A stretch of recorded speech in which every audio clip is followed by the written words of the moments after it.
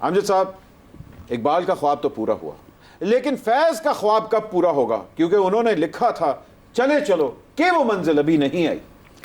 دیکھیں بات یہ ہے، اس کا جواب آپ کے سوال ہی میں موجود ہے۔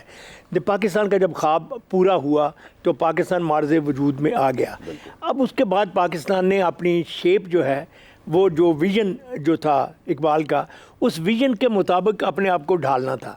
اب اتفاق ایسا ہوا جیسا ہم جانتے ہیں کہ 47 کے فوراً بعد کوئی فسادات کا ہو گیا اور بہت ساری چیزیں ہو گئیں، قائد اعظم فوت ہو گئے، تو بہت ساری چیزوں کی وجہ سے وہ جو ہمارا نیچرل پروسیس تھا اس میں کچھ دیر ہو گئی۔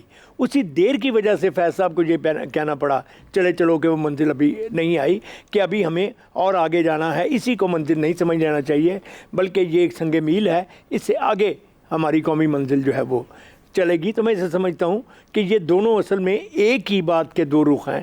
خدا امجد صاحب، ہمارا یہ ہوسٹ بھی بہت خواب دیکھتا ہے، اب تو یہ جہاں سے گزرے لوگ کہتے ہیں اور جا رہی خواب خراب۔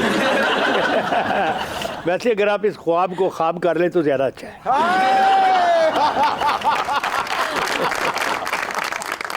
امجد صاحب خدا، ہمیں اپنے زمانے میں آپ جیسا تعلیق ملا ہوتا تو آج ہمارا بھی طلعت حسین کی طرح تلفظ ٹھیک ہوتا۔ واہ، لیکن سپیڈ ذرا بہتر ہوتی۔